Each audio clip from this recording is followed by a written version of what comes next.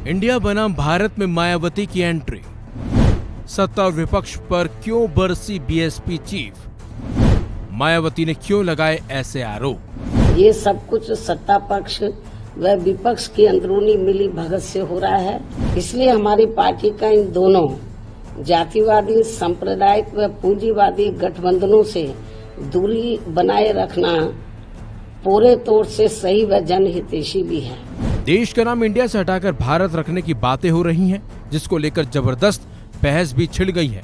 विपक्ष जहां मोदी सरकार पर लगातार प्रहार कर रहा है, तो वहीं बीएसपी चीफ यानी कि मायावती ने केंद्र और विपक्ष को ही घेर लिया है। यानी कि कांग्रेस पर भी मायावती अब बरसी हैं। मायावती ने कहा कि देश के नाम को लेकर अपने संविधान के साथ छेड़छाड़ करने का मौका बीजेपी को खुद विपक्ष ने एक सोची समझी रणनीति के तहत दिया है। बल्कि इस दौरान मायावती ने इंडिया अलायंस पर भी जमकर निशाना साधा। आइए आपको सुनाते हैं मायावती का पूरा बयान, उन्होंने आखिर क्या कुछ कहा। इस बारे में सच्चाई तो ये है कि देश के नाम को लेकर अपने संविधान के साथ छेड़छाड़ करने का मौका बीजेपी के एनडीए को या खुद विपक्ष ने एक सोची समझी रणनीति व षड्यंत्र के तहत अपने गठबंधन का नाम इंडिया रखकर इनको दिया है। या फिर ये कहा जाए ये सब कुछ सत्ता पक्ष व विपक्ष की अंदरूनी मिली भगत से हो रहा है, इसकी भी आशंका है। ये भी एक आम चर्चा है जिसकी जितनी भी निंदा की जाए वह कम है। यदि ये सब कुछ हो रहा है तो इसकी जितनी भी निंदा की जाए वह कम है। वैसे भी कांग्रेस व बीजेपी द्वारा चुनाव पूर्व इनकी इस राजनीति को अर्थात भारत बनाम इंडिया बनाने के इनके इस घिनौने खेल को लोग अच्छी प्रकार से समझ रहे हैं, जिसकी वजह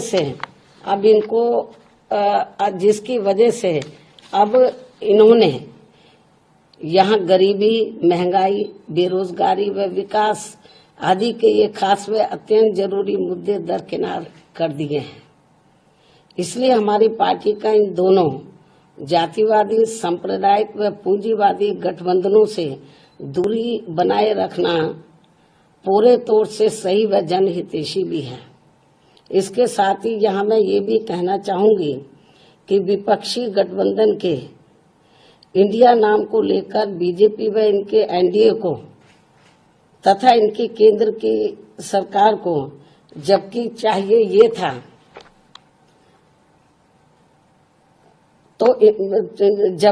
चाहिए ये था कि इनको लगे हाथी इसके विरुद्ध माननीय सुप्रीम कोर्ट में जाना चाहिए था, या फिर इस मामले में कानून बनाकर संबंधित नाम रखे जाने पर प्रतिबंध लगा देना चाहिए था। किंतु ऐसा न करके अब इसको लेकर जो संकीर्ण राजनीति की जा रही है ये ठीक नहीं है, वह जन विरोधी भी है। इसलिए ऐसी स्थिति में हमारी पार्टी ये चाहेगी कि अब माननीय सुप्रीम कोर्ट को खुद इसका संज्ञान लेकर यहाँ ऐसे सभी संगठनों, पार्टियों व गठबंधनों आदि पर तुरंत रोक लगाना चाहिए जो विशेषकर अपने देश के नाम पर बने हैं।